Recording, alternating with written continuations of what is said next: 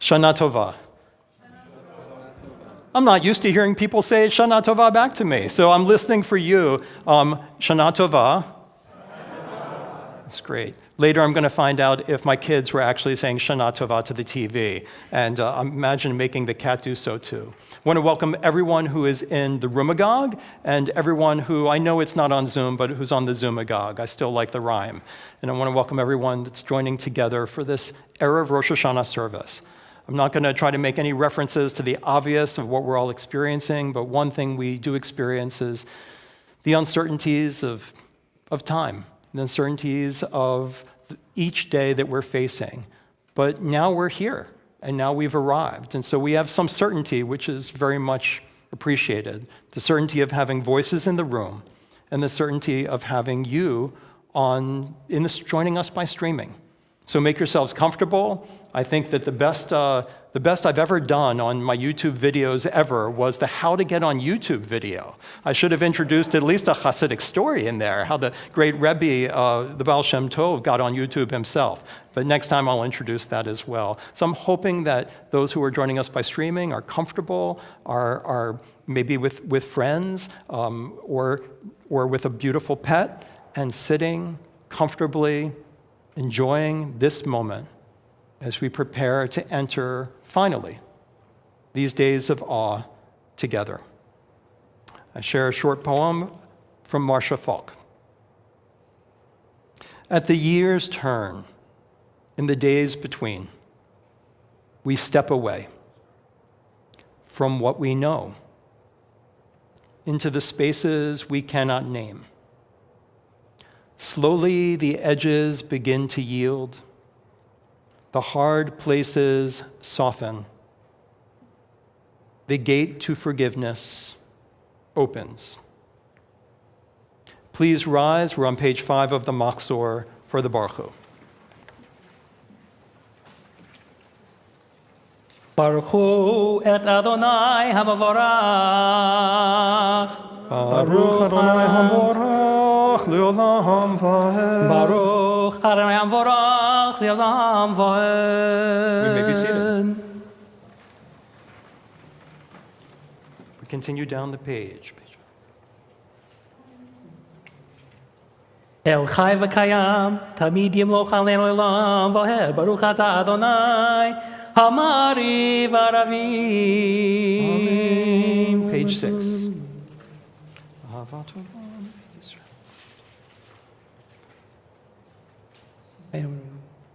Bavarcha al tasir mimenu li'olamim. Baruch ata Adonai ohev amo Yisrael. Shema Yisrael Adonai Eloheinu Adonai echad. V'ahavta et Adonai Elohecha b'chol levavcha u'b'chol nafshecha u'b'chol me'odecha v'ayu hadvarim ha'ele asher anochi mitzavecha hayom al levavecha v'shinantam levanecha v'dibarta bam v'shivtecha b'veitecha u'lechtecha b'derech u'shokbecha u'b'komecha וקשרתם להיות על ידיך, והיו לטוטפות בין עיניך, וכתבתם על מזוזות ביתך ובישעריך. We continue silently on page 7.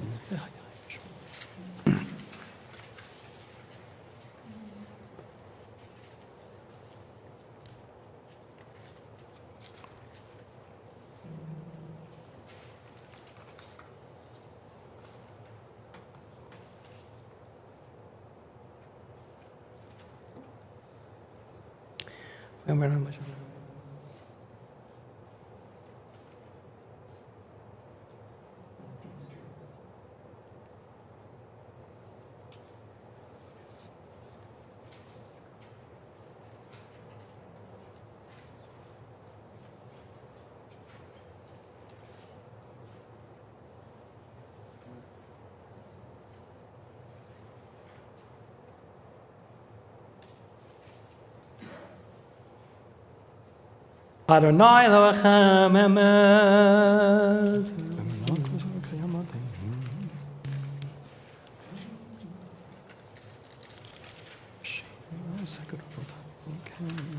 We continue our prayers into page 8. ומלכותו ברצון קיבלו עליהם משה ומרים ובני ישראל חנו שירה בשמחה רבה ואמרו כולם מי כמוך באלים אדוני מי כמוך נדר בקודש נורא תהילות אוסף אלה מלכותך בררו בניך בוקרים לפני משה זה אלי אנו ויאמרו אדוני ימלוך לעולם ועד ונאמר כי יפדה אדוני את יעקב גלו מעט חזק ממנו ברוך אתה אדוני גל ישראל. Let's turn to page 9. I'm going to read the Hashkiveinu in English. It's become especially meaningful over this past year and a half, and it's always meaningful. The idea that we wish everyone who is lying down to wake up again, alive and to life, not only from risk of death and risk of pathogen or pestilence, as it's called in the English translation, but enemies internal and external, from worry, from fear, from hunger, from insecurity. For all the things that we need to be restored in difficult times, we wish for everyone to have that restoration. Let's read, and actually I invite those to read it with me who are in the sanctuary, and those who are streaming to read out loud as a sign of joining with us, because God is not limited to the space of cubits. Allow us, Adonai, our God, to sleep peacefully and to waken again to life, our sovereign. Spread over us your canopy of peace. Restore us with your good counsel, and save us for the sake of your name. Shield us, remove us from us enemies and pestilence, sword, starvation, and sorrow, and remove the evil forces that surround us. Shelter us in the shadow of your wings, for you, God, watch over and deliver us, and you are the sovereign, merciful, and compassionate. Ensure our going and coming for life and peace now and forever. May you spread over us your canopy of peace. Baruch atah Adonai, who spreads the canopy of peace over us and over all the people Israel and over Jerusalem. הפורש סוכת שלום עלינו ועל כל עמו ישראל ועל ירושלים. On page 10, we're already at the threshold of the silent Amidah, of the standing silent prayer. And I just want to remind us of what it says at the top. Sound the shofar on our feast day, on the new moon, when it is hidden. For it is Israel's law, the decree of the God of Jacob. So this is a time, for some of us, we've been so busy, often with High Holy Day preparations, and often just with life, and often especially with an early High Holy Days, that maybe we haven't thought about how we're entering it just yet. This is the time to do so. The liturgy, as it begins, a blessing over how did our ancestors grow into the roles that they were given? How are we growing into the roles that we find ourselves in? The second blessing, how do we activate that which is latent and dormant within us so it becomes alive and we flourish? How do we activate the hidden potentialities and possibilities within us? And then we have Uvchein, we have some of the most ancient of our liturgy that introduces the themes of Rosh Hashanah. The theme of Erev Rosh Hashanah to me is our relationship to time. How is it that we relate to time? How do we enter the 10 days of having awe, of a special kind of relationship to holy time? Use the silent Amidah to take your step into this 10-day period at this time. What is it we should be thinking about? What is it you should be thinking about as we continue tonight and then into the morning and into the next day? Where do you need to be centered? The Kaddish is on page 10. Please rise. יתקדש ויקדש מרבה. אמן. ביומא דברה חירותי וימיך מלכותי. בחייכון וביומכון ובחיי לכל בית ישראל. בגלה ובזמן הקריב ומרומן. יהי שמירה במבורך לעולם עולמי עלמיה יתברך. להשתבח ויתפאר וירומם וינשא וידבר וידלב ולשמי לקודשה בריחו. לעילה לעילה מכל ברכתה ושירתה תושבחתה ונחמתה דמירן ויאמה ומרומן. Pages 11 to 16 in silence, or readings at the sides or bottom, or closing your eyes in your own personal reflections and meditations.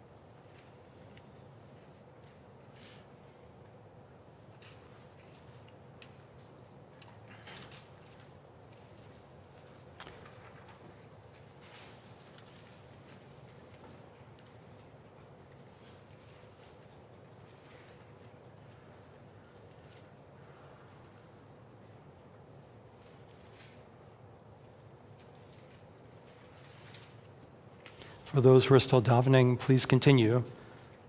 The rest of us are on the bottom of page 16. Sefer Chaim bracha v'shalom ufarnas tova nizacher v'nikatev lefanecha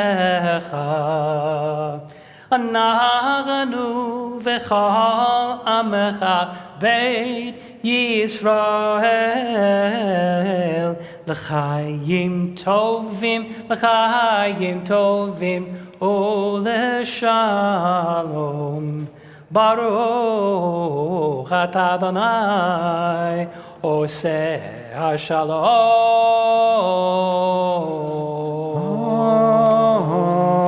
Amen. Would you read that with me in English at the bottom of 16? I think we could use it this year. May we and the entire house of Israel be called to mind and inscribed for life, blessing, sustenance, and peace in the book of life. Baruch atah Adonai, who brings peace. Kaddish Shalem, page 19. Yikadal v'yikadash shemei Rabba v'yamad yivrach yiroteh v'michmachoteh b'chaychon u'v'yomechon v'chayrachol beit Yisrael b'hagala v'zman karim v'imru Amen Yehei shmei Rabba mevorach li'olam olam mehamaya Yitbarach v'yishtavach v'yiporid v'yinaseh v'yidav v'yilav v'yilav shmei gudsha brichu le'ila le'ila mikol birchatav v'shiratav tushvatav v'nechamatav d'amiram v'yamav v'imru Amen Titkabel tzachon v'chon l'chol Yisrael kodam avuhuni v'yishmai v'imru Amen Yehei shlom ha'rabbi mishamai v'chayim aleinu v'yal kol Yisrael v'imru Amen Oseh shalom v'yimromav Hu yaseh shalom aleinu v'yal kol Yisrael v'imru Amen. If you look in the Machzor at this point, on page 20 and forward, we have poetry and we have readings, and it's time to reflect a little bit before we reach Kiddush. What I encourage you to do is, if you like, read through them, or if you have the High Holy Day, insert or supplement I prepared of other readings and thoughts of all different kinds, poetic, philosophical, practical, Musar-like, then you're welcome to dip in at this time, or as you're dipping, or as you're entering this space and time, I invite you to listen to the singing of Hashkiveinu by Jeffrey Pickell and Deborah Green. I invite them forward at this time.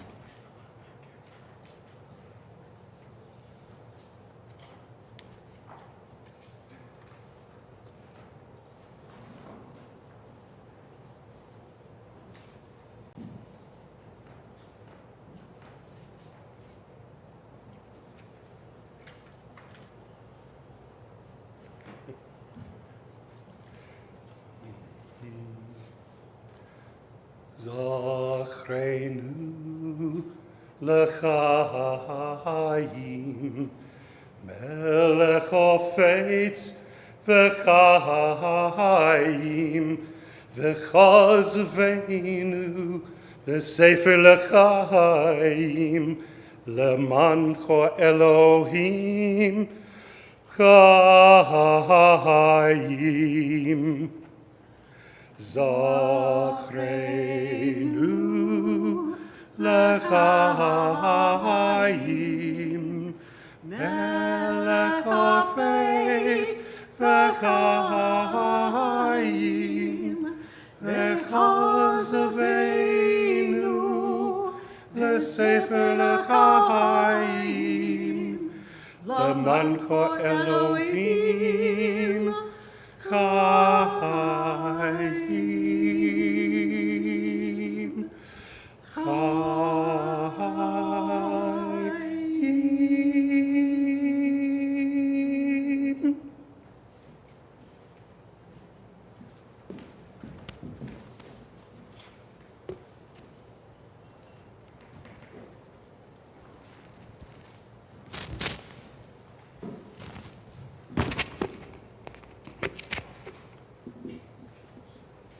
Please rise for Kiddush. Page 24.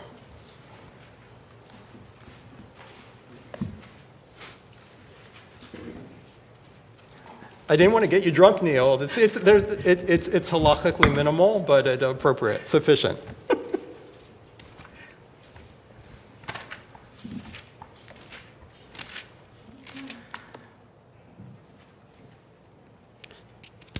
Baruch atah Adonai Eloheinu melech borei peri agafen. Amen. Baruch atah Adonai Eloheinu melech asher bacha banu mikol ham v'romanu mikol lashon v'kidshanu b'mitzvotav v'titen lanu Adonai Eloheinu b'ahava et yom hazikaron hazeh yom teruah mikol kodesh zecher l'tziat Mitzrayim kivanu v'achata v'yotanu kiddush mikol ha'amim Uvarcha Emet v'Yamad Baruch atah Adonai Melech al kol haaretz Megadesh Yisrael V'yom hazikaron. Amen. Baruch atah Adonai Eloheinu Melech haolam She'achiyanu V'kiyamanu V'hiyanu lazman hazeh.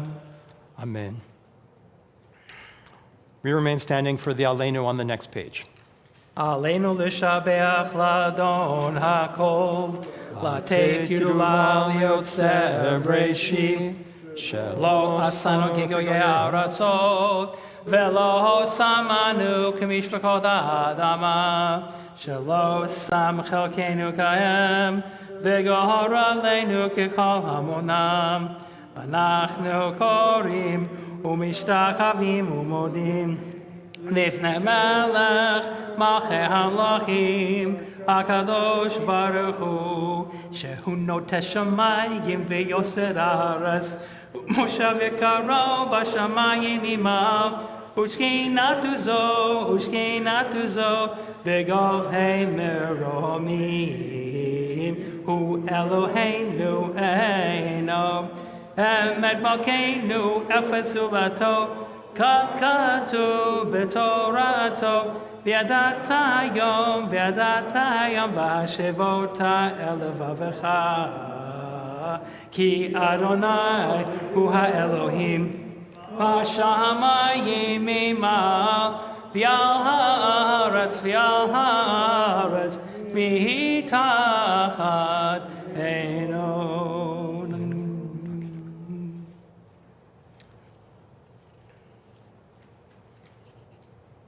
המלכות שלך היא אומרת תינוק וכבוד, ככתוב בתורה תחניים לך עולם ועד ונאמר והיה אדוני למלך על כל הארץ ביום ההוא יהיה אדוני אחד ושמו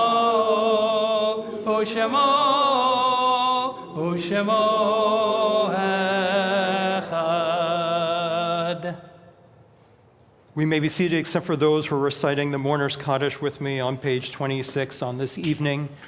If you are, and if you're at home, I ask you to rise if it's your time to recite. This is a period for you, and recite along with us. Yitgadal v'yitkadash shemei rabba v'yalma divrach kirute v'yamlich machute v'chayechon uv'yomechon uv'chaye dechol beit Yisrael Ba'agala uvizman kari v'imru. Amen. Yehe shmei rabba mevarach le'olam ulamei amaya. Yiparach v'yishtabach v'yipa'ar v'yitromam v'yitnaseh. V'yitadar v'yitaleh v'yitalal shmei dekudesha. Le'ela min kol berchata le'ela ule'ela min kol berchata v'shirata. Tushbechata v'nechemata, da'amiran v'ama v'imru. Amen. Yehe shlama rabba min shemaya v'chayim aleinu v'al kol Yisrael v'imru. Amen. Oseh shalom b'mromav, hu ya'aseh shalom. Aleinu v'al kol Yisrael v'imru. Amen. May their memories continue to bring blessings to this world, as I know they do. Psalm 27, I couldn't believe it's the same psalm and the same page number. I was sure I had it wrong. Psalm 27 is on page 27. I'm sure of course, they should do that every time. So I would like to read it in English tonight, and then Neil is going to accent it in the areas that you may be familiar with, and there's beautiful melodies. It has become very meaningful for so many of us, as appropriate to the time in history that we're living in. So I hope its words resonate in that way. Adonai is my light and my help. Whom shall I fear? Adonai is the stronghold of my life. Whom shall I dread? When evil people assail me to devour my flesh, it is they, my enemies, and those who besiege me, who stumble and fall. Should an armed camp be arrayed against me, my heart would show no fear. Should they war against me, of this I would be sure. One thing I ask of Adonai, this I seek, to dwell in the house of God all the days of my life, to behold God's beauty and visit in God's sanctuary. Were God to hide me in God's sukkah on the calamitous day, were God to enfold me in the secret recesses of God's tent, I would be raised up in a protecting fort. Now I raise my head above the enemies that surround me and come with offerings amidst trumpet blasts to God's tent, chanting and singing praise to Adonai. Adonai, hear my voice as I cry out. Be gracious to me and answer me. It is you of whom my heart said, seek my face. It is your presence that I seek, Adonai. Do not hide your face from me. Do not act angrily toward me. For you have always been my help. Do not forsake me. Do not abandon me, my God, my deliverer. Though my father and my mother leave me, Adonai will gather me in. Show me your way, Adonai, and lead me on a straight path, despite those arrayed against me. Do not hand me over to the grasp of those who besiege me, for false witnesses and those who seek ill have risen against me. If only I could trust that I would see God's goodness in the land of the living. Place your hope in Adonai. Be strong, take courage, and place your hope in Adonai. Achat shoalti me'et Adonai, o tavakesh. Achat shoalti me'et Adonai, o tavakesh. Shivti b'veit Adonai, kol yemei chayai, lachazot ben Noam Adonai, ulavaker b'heichalo. Lachazot ben Noam Adonai, ulavaker b'heichalo.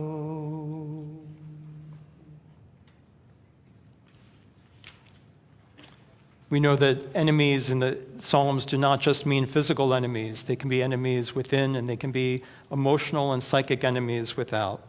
Looking for a haven where we feel accepted and we feel at one, we feel safe, having courage and optimism to head into the future.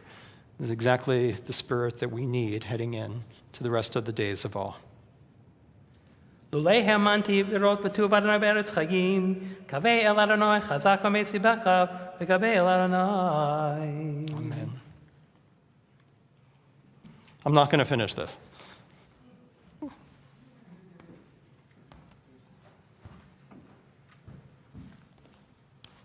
Shana Tova.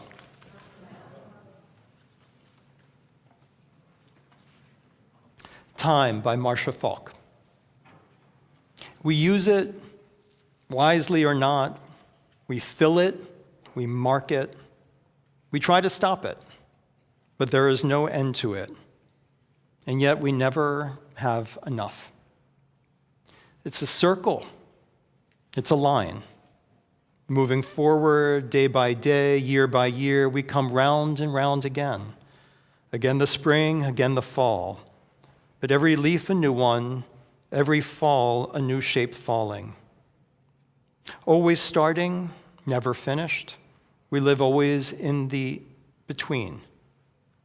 No time we say we have no time, yet we have all the time in the world. And there is no time like now. Each High Holy Days, I enter the holidays thinking about our relationship with time, thinking that we're used to sanctifying time, sometimes a day at a time, and sometimes 2 days at a time. And these 10 days of awe, it's not merely holiday. It's not merely holiness we're channeling. It's awe. It's a connection to God. And that is a connection to time. It feels like our time, especially this year as I've been reflecting on it, and I'm sure others that you have, I've noticed so much how our time is regimented.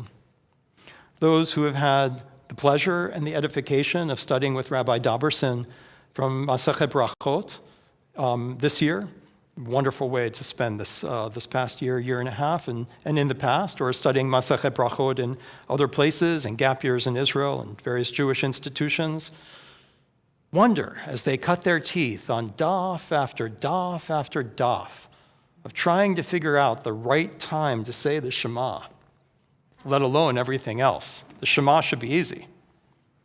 Realize that in many ways, what the Talmud's trying to understand is, how do we all get on the same page of time? I thought the answer was easy. You woke up and you said the Shema. Apparently it's not, because then maybe people are not saying it the right time. So then we figure out, well, it used to be said for us in the temple when the priest brought in the truma, but when exactly is that? Because we're not exactly sure when. What are these pages all about? They're about figuring out a way that all of us could disconnect from what would normally be our rhythm of time so that we could share time and we could be doing things at the same time. We could coordinate. It reminded me a little bit of the way we got to daylight savings time. You know, when I first moved here, I was amazed to see it light outside at almost 10 p.m. sometimes. That was new to me.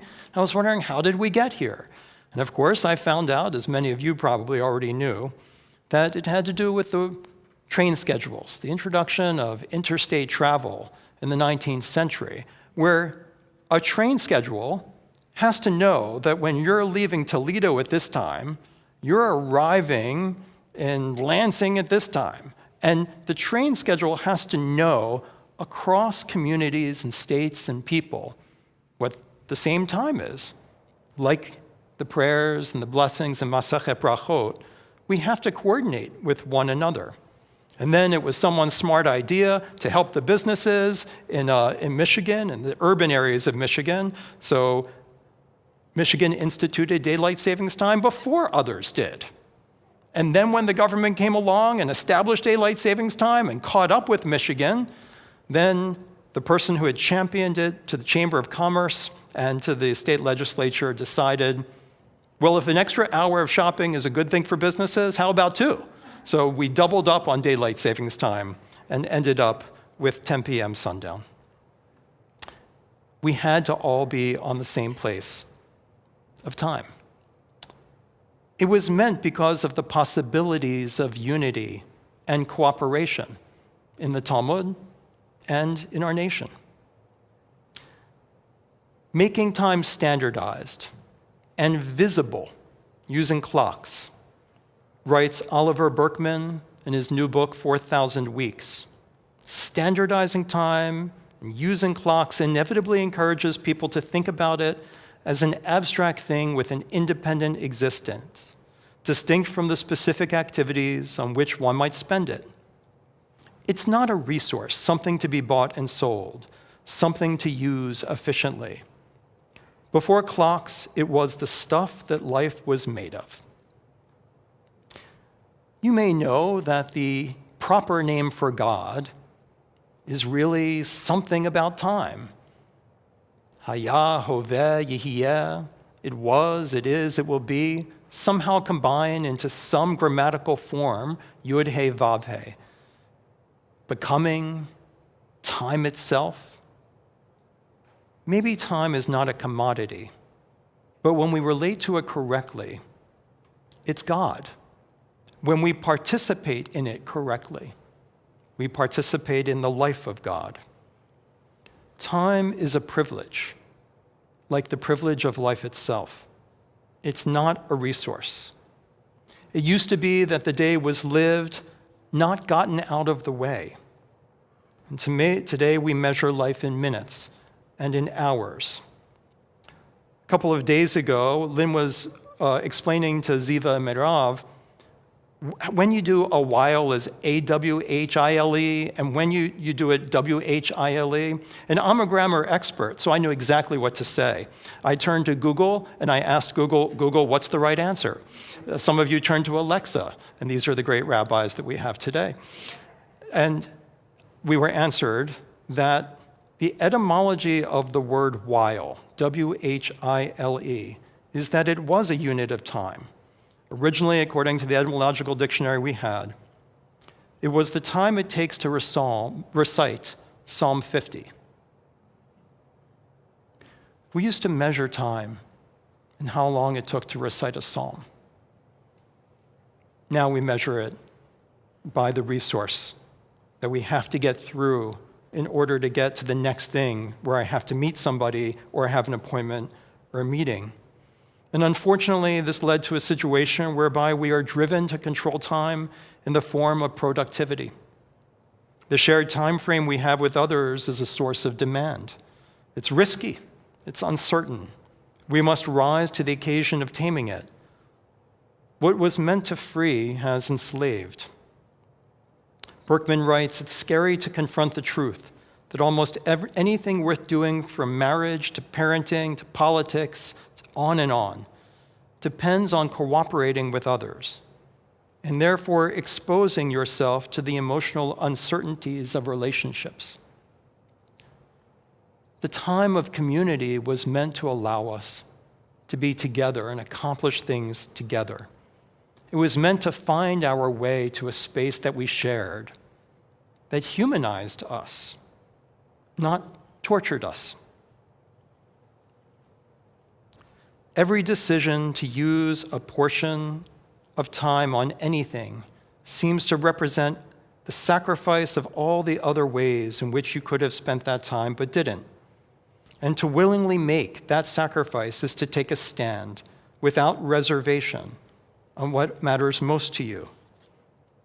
This confrontation with limitation also reveals the truth that freedom sometimes is to be found not in achieving greater sovereignty over your own schedule, but in allowing yourself to be constrained by the rhythms of community, participating in forms of social life where you don't get to decide exactly what you do or when you do it. And so it can lead to the insight that meaningful productivity often comes not from hurrying things up, but from letting them take the time that they take, the time inherent to the process itself. In other words, time used to be task-oriented. You didn't have to look at the clock. You milked the cow. And you milked the cow for as long as the cow needed to be milked. And then you ate. You ate as long as the meal took. And then you moved on to the next task. And so life was broken up into tasks. Maybe if you were lucky to be an ancient Hebrew and you were a shepherd, you would find yourself with the goats out in the hills and watch as they munched on their weeds and brush, made sure none ran away, and composed psalms that later we would count time and how long it took to recite them. Ritual today is meant to teach us about allowing time to be. Some people will ask me, Rabbi, can you tell me when the Torah service ends tomorrow? And I can tell you exactly when the Torah service is going to end tomorrow because I've spent years working on it. The Torah service is going to end when we've read the Torah and talked about what it means, and then dressed it up and put it back in the ark. And after that is exactly when the Torah service is going to end. We would let process dictate how the time unfolded. I feel like in this past year and a half, a little bit of that sense of time has snuck back into my life. A little bit of the sense of time that this is going to take how long it takes. And I will get to the next thing when I get to the next thing.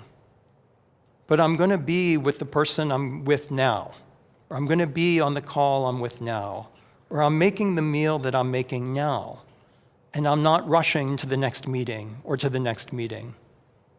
I feel we lost something this year when a creeping insight into that gave way to the demand for productivity. And as we were all patting each other on the shoulders about how we're relaxing and not forcing each other to do as much as they did before, that quickly gave way to expecting people to do exactly as much as they did before, only now it was 10 times harder. Now it had to be, well, we have to figure out how to do this, and we have to figure out how to do that, and I have to go through 10 procedures just to make a batch of fries, and I got to do 10 of this and 10 of that. It's amazing to see what the staff of the synagogue has done.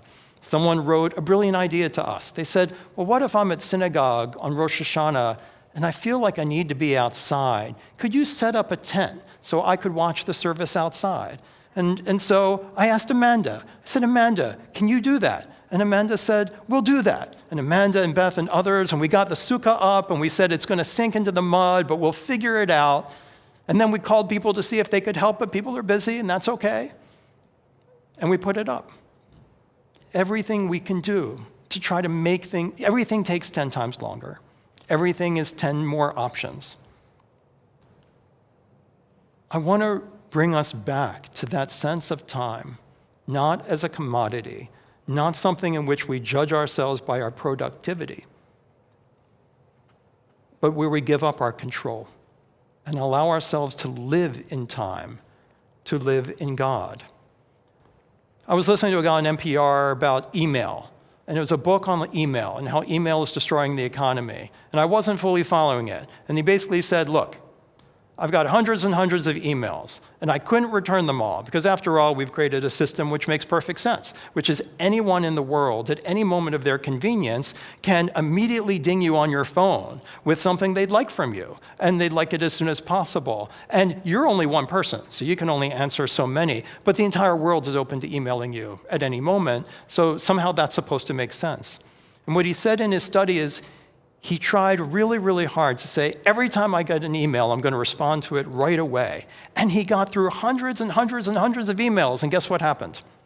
Everyone started emailing him more, because he was the one person who was answering emails. So now instead of being behind on hundreds of emails, he was behind on thousands. He says in his work with corporations, he's found that many, many workers, since they're spending their time at work answering emails, the real work that they have to do, they do at home and at night and on their off time, because it's the only time they can actually get to it. We filled our time with making ourselves productive, and it hasn't made us more present, and it hasn't given us peace.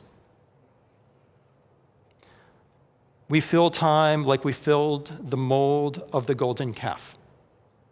The more we could put in it, the better it felt. But the mold had no purpose. It was a pre-done mold. Rather than shaping our lives around the natural and holy processes of being with people, of being with nature, of being in the moment with the processes that we do. Not controlling, but being present. I want to give a shout out to, I'm probably pronounce his name wrong, even though I know his work, the philosopher Fritjof Bergman, who passed away this past May. I knew Bergman's work from a long time ago, and of course here at the University of Michigan in the philosophy department, I imagine there are people who are listening right now who knew him. I never got to meet him. He was born in Berlin, Germany, to a Jewish mother and non-Jewish father. Just as the Nazis were coming to power, they fled with him as a baby to a remote Austrian mountain village. One afternoon, the Gestapo arrived at Bergman's home with the local police, waiting to take Fritjof's mother to the concentration camps. At the time, Mrs. Bergman was at the dentist, some 25 miles away. And the local police convinced the SS officers to return the next morning to get her. The family staged her suicide that night in a nearby lake. When the Gestapo came in the morning, they found the family stricken with grief over an apparent suicide, no trace of the body. His mother dressed up in an old nurse's uniform from World War I and strangely got on the same train that they were exporting Jews back to Germany for the death camps. And she ended up back in Germany, where she miraculously lived out the rest of the war under her false identity. Her job nursing American prisoners of war back to health. Remember, she was dressed as a nurse. Back in the Austrian mountain town, Fritjof's father was imprisoned with no caretakers in the brutal atmosphere. The Gestapo figured we'd die anyways, he says. And so the 5 children were left to fend for themselves in the village. And they did. Fritjof wrote an essay that got him a scholarship to study in the United States. He studied at my alma mater and made his professional career here at the University of Michigan. One of his major contributions is to say that we are less free than we think. We are free when we do purposeful activity that connects with how we identify with meaning, identify with what we should be doing in the moment. And he invented the concept of new work. And he went out to Flint, Michigan when they were closing the car plants and the GM and Ford plants, and he talked to workers and tried to build a program for them moving forward. He wrote, "New work is simply the attempt to allow people for at least some of their time to do something they passionately want to do, something they deeply believe in. Most people assume that the job system we have today has existed since the Stone Age, and it's therefore unthinkable that we could actually suddenly run out of jobs. But our job system is only 200 years old, and automation will threaten the system that we have." His idea, you could call it utopian, but for utopian, he put his money where his mouth was, working with unemployed workers. And his idea was this: if we could all live simpler lives with less, then we could allow the mass-produced goods that are coming for us through automation. And we could then work maybe half the year at an occupation. His idea in the plants, which he introduced, he tried to convince the companies, was rather than fire half the workers and employ half the workers, whether they could employ all of the workers for half the year and the other half for the other half.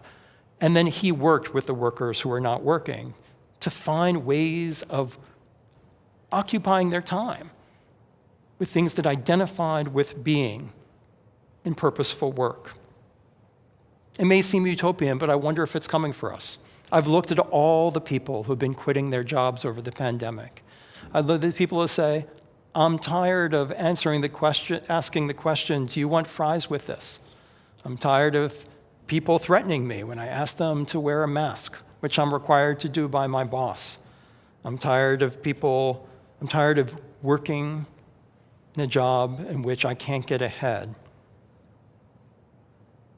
and which leads me not to have positive thoughts about how I'm performing and whether my productivity is where it needs to be. I wonder if we can head into the High Holy Days with a sense of the High Holy Day call to time. The Vidui reminds us that we can't be everything. So let us decide what it is purposefully we intend to be. Time is finite, but that doesn't mean, as Unatana Tochef would have us internalize, the fact that time is finite, don't let it scare you. Embrace it. So that the time you use, I shouldn't even say use, the time in which you flow, in the processes that you identify with, where you give up the attempt to try to control it all, and you find a way to be in it. Find your way to that living in awe. I close with 5 questions to think about that come from this initial book I quoted from Oliver Burkeman to try to reorient ourselves to time. So after each one, I'm just going to pause for a moment And then I'm going to invite Jeffrey and Deborah up to sing. Maybe some of those questions will still linger, and then we'll close out the service. Where in your life or your work are you currently pursuing comfort when what's called for is a little discomfort? Pursuing the most important projects means not feeling in control of your time. It might mean having difficult conversations. It might mean disappointing others. It might mean disappointing yourself. So in other words, if you're judging by being productive, you're trying to please. And what if you're willing to enter uncomfortable places of not pleasing others or yourself, of allowing you or others to be disappointed, to change from productive to a different way of using your time? Number 2, are you holding yourself to and judging yourself by standards of productivity or performance that are impossible to meet? Number 3, in what ways have you yet to accept the fact that you are who you are, not the person you think you ought to be? Can we accept that maybe no one really cares what we're doing with our life? That there is nothing we need to do to earn our place on this planet? All the ways we trap ourselves, that we think we need to be something that we're not able to be that productive to be. But we should be that thing, because people care that we become that thing. What if we could accept that people would accept our choices about what to do with our life, and that we wouldn't have to be what we think we need to be so that we can tell them we're being that thing? Number 4, in which areas of life are you still holding back until you feel like you know what you're doing? And 5, how would you spend your days differently if you didn't care so much about seeing your actions reach fruition? True wisdom is that the work of parenting, of community building, and everything else has the quality of not being completable within our own lifetimes. What actions, what acts of generosity or care for the world, what ambitious schemes or investments in the distant future might it be meaningful to undertake today if you could come to terms with never seeing the results?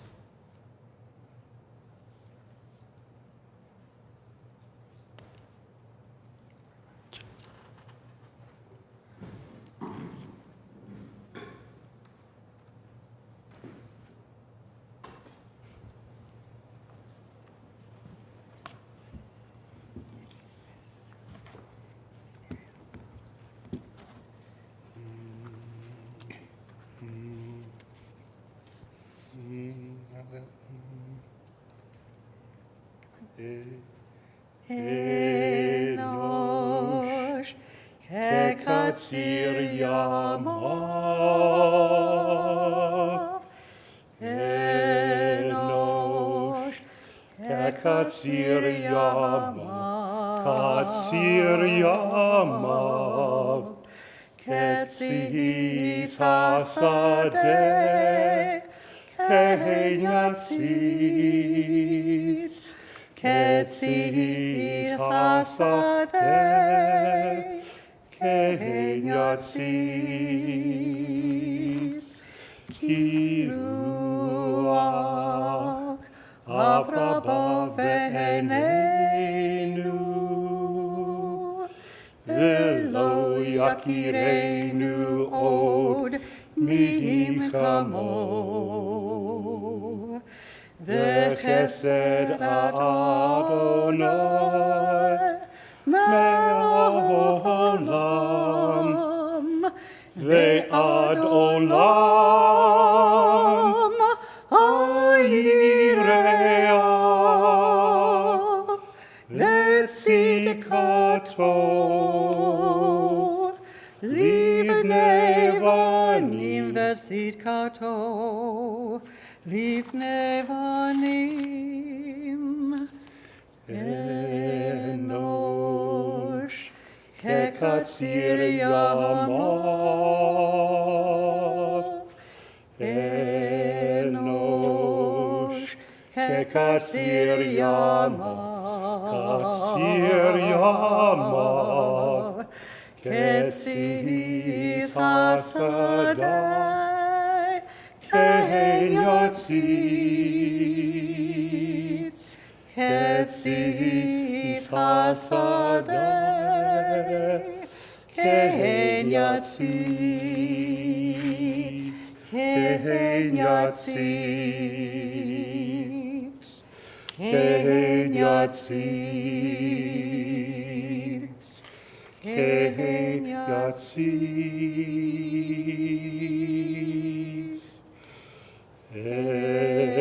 Enosh, Kekatsir Yamav, Enosh, Yamav.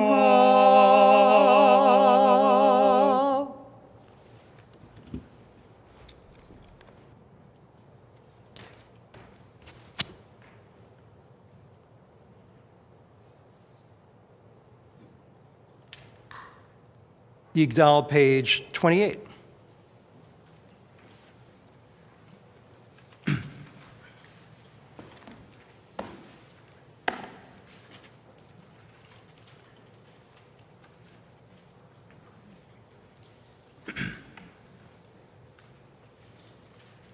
Yigdal Elohim Chai v'yishtabach nimtzav v'en eik el mitzioto echad v'en yachid v'chichudo namlam v'gam en sof v'achduto en lo demut haguf ve'eno guf lo na'aroch elav kedushato karmon lechol davar asher nivra rishon v'en reshit Reshito, Hino Adon Olam, V'chol Notzar, Yoreg Gdulato, Malchuto, Shafar Nevuato, Netano, El Anshe Segurato, V'tifarto, Lo Kam B'Yisrael, Kemo She'od, Navi Ma'abid, Et Tmunato, Torat Temet Natan, Le'amoel, Hayad Nevi'yo Neman Beito,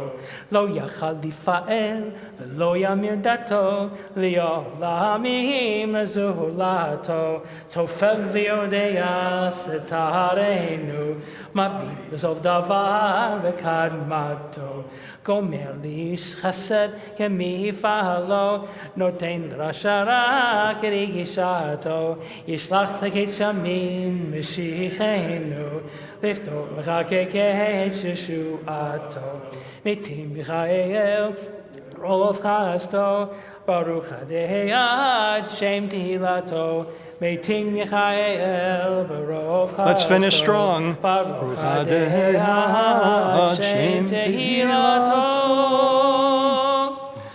L'shana tova tikatevu v'techatemu. May you be inscribed and sealed for a good year. Shana tova.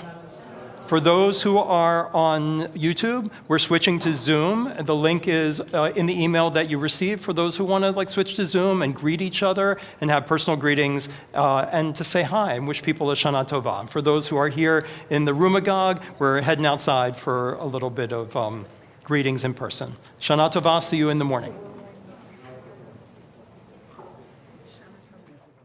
Zachrenu l'chaim, melech hafetz v'chaim, v'chazveinu v'sefer l'chaim, leman ko Elohim chaim. Zachrenu l'chaim, melech hafetz v'chaim, v'chazveinu וספר לחיים, למען כל אלוהים חיים.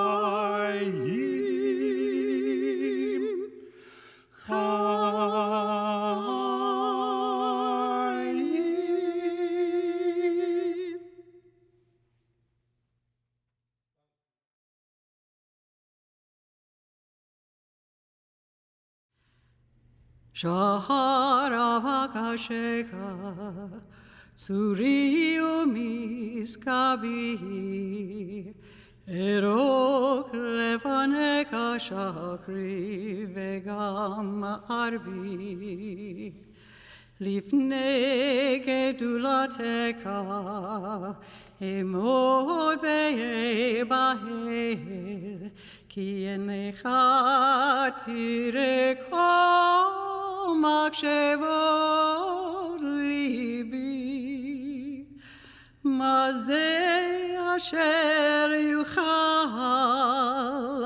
הלב והלשון לעשות ומה הכוח רוחי בתוך קרבי. הנה לך תיטב זמרת אנוש, על כן עודך בעתיה נשמת אלוהי.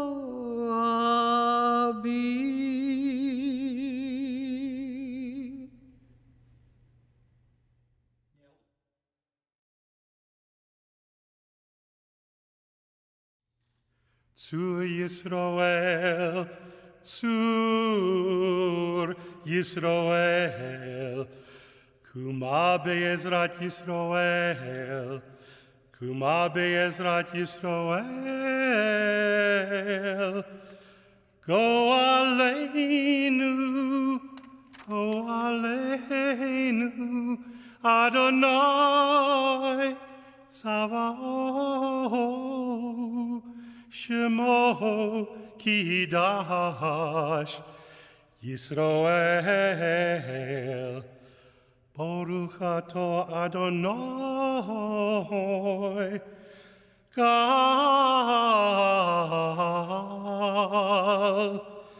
Ga'al Yisroel.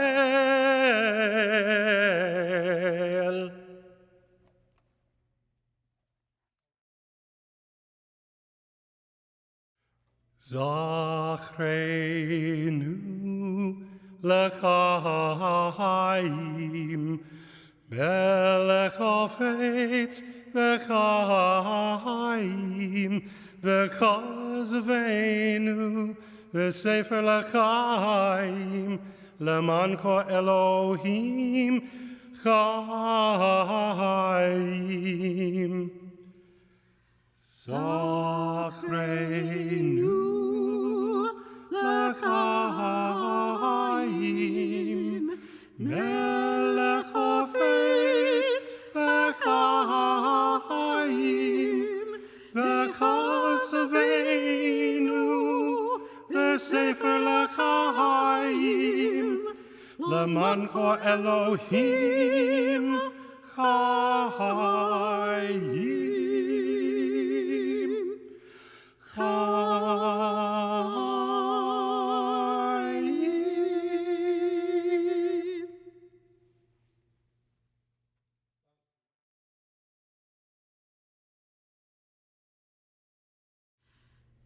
Shahar avakasheka, tsuri umiskabi, erok levaneka shakri vegam arbi, lifne gedulateka, emod be'ebahel, ki enecha tireko מחשבות ליבי, מה זה אשר יוכל הלב לשון, לעשות ומכוח רוחי בתוך קרבי. הנה לך תיטב זמרת אנוש, על כן עודך בעתיה נשמת אלוהי.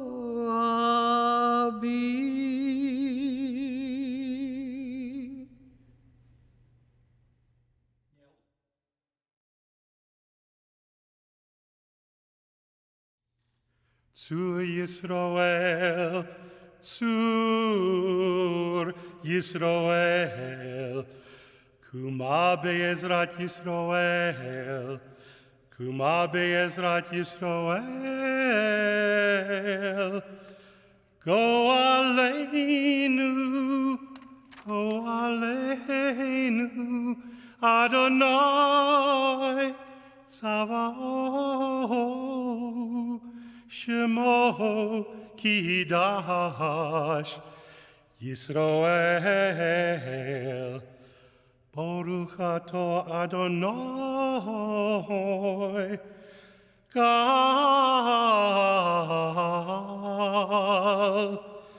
Ga'al Yisroel.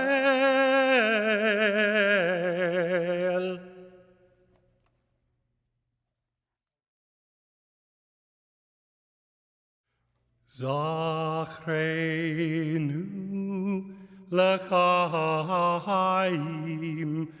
melech hafetz v'chaim, v'chazveinu v'sefer l'chaim, leman ko Elohim chaim. Zachreinu l'chaim, melech hafetz v'chaim,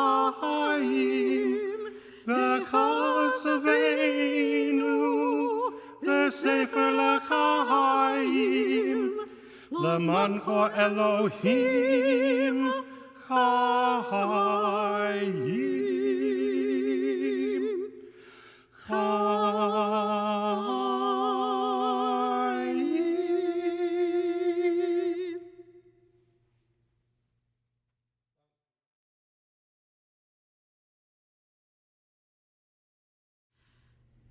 Shahar avakashecha, tzuri umiskabi, erok levaneka shakri vegam arbi. Lifnei gedulateka, emod be'ebahel, ki enecha tireko מחשבות ליבי, מה זה אשר יוכל הלב והלשון לעשות ומכוח רוחי בתוך קרבי. הנה לך תיטב זמרת אנוש, על כן עודך בעתיה נשמת אלוהי.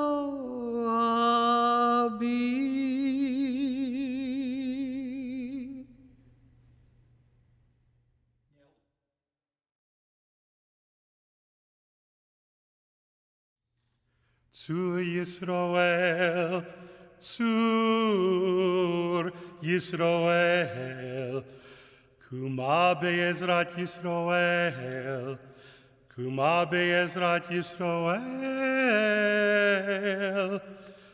Go O Aleinu, Adonai, Tzava'o, Shemo Kiddush, Yisroel, Baruch ato Adonai,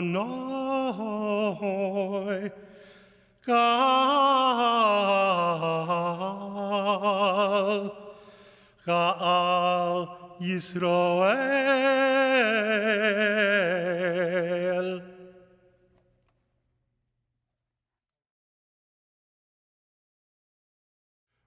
Zachreinu l'chaim, melech hafetz v'chaim, v'chazveinu v'sefer l'chaim, leman ko Elohim chaim. Zachreinu l'chaim, melech hafetz v'chaim, v'chazveinu v'sefer l'chaim, leman ko Elohim chaim.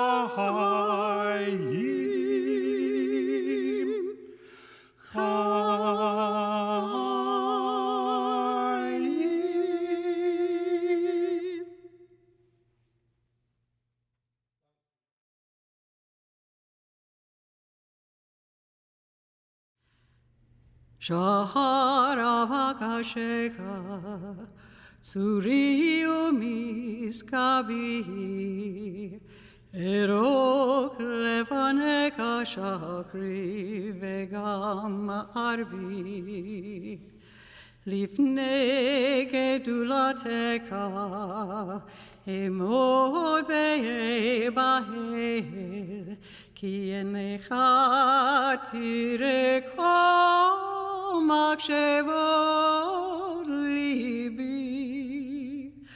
מה זה אשר יוכל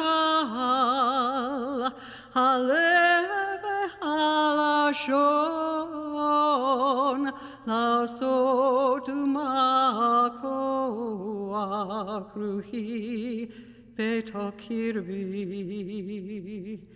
הנה לך תיטב זמרת אנוש, על כן אודך בעתיה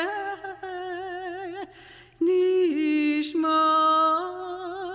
אלוהי.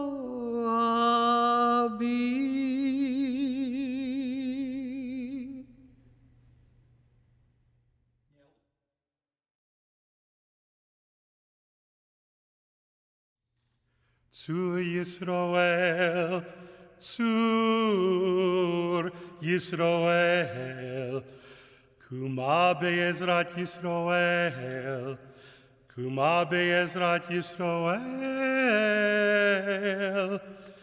Go Aleinu, Adonai, Tzava'o, Shemo